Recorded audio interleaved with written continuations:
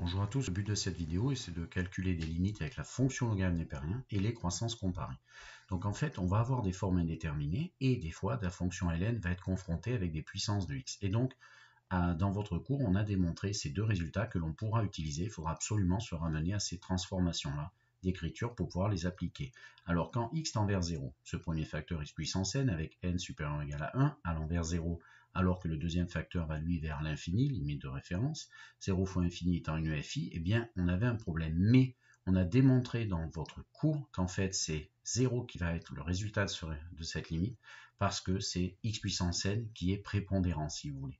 Ici dans ce rapport de l'un sur l'autre en plus l'infini, les deux quantités allant du coup vers plus l'infini, eh bien c'est une FI également, mais on a démontré que comme votre prépondérant, le terme qui l'emporte, eh bien c'est x puissance n, et comme il est au diviseur, le rapport des deux va aller vers 0. Donc à chaque fois, il faudra se ramener à l'un de ces deux résultats. En bas, je vous montre une petite remarque, x puissance n sur ln x qui n'est que l'inverse de ceci. Du coup, le prépondérant étant au numérateur, le rapport de force va tourner à son avantage et du coup, le quotient irait vers plus l'infini. Voilà. Alors, question 1 que je vous propose de résoudre. Petit a, c'est cette expression. On cherche sa limite quand x tend vers 0 plus. Le premier terme, x ln x, c'est exactement le résultat 1 pour n égale 1. Eh bien, ce tout va aller vers 0, mais il faudra bien l'écrire par croissance comparée à chaque fois, j'insiste. Le deuxième, 1 sur 0 plus au carré, donc ça va aller vers plus l'infini. D'accord? Et du coup, si on ajoute 0 et plus l'infini, il n'y a pas de souci.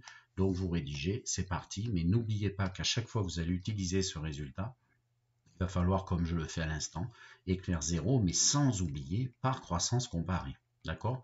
Parce que sinon, le professeur va croire que vous appliquez des FI sans y tenir aucune attention. Donc attention, c'est une FI, mais on a démontré dans le cours que ça fait 0.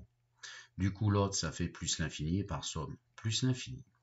Deuxième exemple, limite de x au carré, facteur de 3 plus ln x. Alors, comme toujours, mentalement, x tendant vers 0 plus, ceci va aller vers 0 plus, ceci, le ln x va aller vers moins l'infini, donc ceci également, et moins l'infini fois 0, c'est une fi. Donc, on écrit fi 0 fois infini, et comme toujours, on va devoir transformer. Donc, si vous regardez un petit peu comme ça, ben, voilà ce que je vois moi, c'est si on développe, on va faire apparaître x au carré ln x, et c'est exactement ce résultat-là pour n égale 2. Du coup, ça ne sera plus une FI. On va pouvoir appliquer cette propriété. Du coup, ceci en distribuant va aller vers 0, parce que c'est le cas 1. Ceci 3 fois x au carré, ça ira vers 0. Le truc de 0, on ajoute, c'est pas un problème, donc on n'a plus qu'à rédiger. Donc vous mentionnez votre forme indéterminée comme je le fais, vous développez. Ensuite, eh bien, vous écrivez vos petits calculs que l'on a fait ici à l'oral. Donc, limite de 3x au carré fait 0. La limite de x au carré ln x égale 0 par croissance comparée. Vous n'oubliez pas ce que je vous souligne là, c'est fondamental. Hein. Donc, par somme, limite de b égale 0. Petit c. Limite de x au cube moins ln x, expression c lorsque x tend vers plus l'infini. Comme toujours de tête, ceci va vers plus l'infini, ln x également, et on soustrait. Forme indéterminée infini moins infini. Mince. Comment fait-on? Eh bien, on remarque qu'on a du x puissance 3 en confrontation avec du ln x. Le prépondérant, on sait que c'est x au cube. Que fait-on? On fait comme avant, et toutes les techniques que vous avez vues dans les chapitres des limites, de suite comme de fonction, vous factorisez par le terme prépondérant. Donc, je vais factoriser par x au cube. Et ensuite, eh bien, je mets ce qu'il faut pour rectifier le tir. Donc, x au cube étant devant, il faut mettre un petit 1 pour que cette distribution récupère x au cube. Et le moins ln x, eh bien, il suffit de mettre moins ln x sur x au cube qui est compensé et récupéré grâce à cette distribution. Du coup, après, ben, on y va. On regarde ceci. Ce tout-là, c'est le résultat 2. Ça va aller donc x au cube étant prépondérant diviseur va aller vers 0. Dans le crochet 1 moins 0, 1. Ceci vers plus l'infini, ben, c'est gagné. Il n'y a plus qu'à écrire. Vous n'avez plus de FI. Donc, on y va. Limite de x au cube, j'ai dit que ça allait vers plus l'infini. Limite du crochet, le facteur numéro 2 va aller vers 1 parce que dedans, on a une quantité ln x sur x au cube qui va vers 0 et on n'oublie pas par croissance comparée, résultat 2. Donc par multiplication, le tout va aller vers plus l'infini. Enfin, dernier exemple, 4. 2 ln x moins 1 sur x lorsque x tend vers plus l'infini.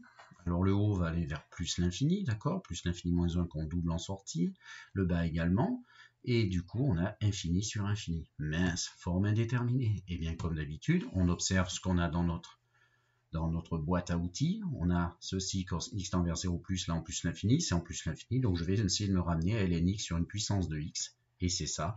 Donc, vous voyez, ça va vous donner un peu une idée du bricolage à effectuer de façon à pouvoir utiliser ces résultats. Et donc, infini sur infini, et bien D égale, et là, qu'est-ce que j'ai fait? J'ai développé et je fais apparaître ln x sur x bien en évidence pour pouvoir l'utiliser. Vous vérifiez que ça marche très bien. Ceci va aller vers 0, résultat 2. 2 sur plus l'infini, 0. Et en fait, 2 fois 0 moins 0, c'est pas un problème. Et bien, il suffit d'écrire. Et du coup, 2 ln x sur x sujet d'x aller vers 0. C'est des croissances comparées. J'ai bien marqué ça en rouge pour expliquer au correcteur. Ensuite, 2 sur x, 0. Donc, la soustraction ira vers 0. Voilà.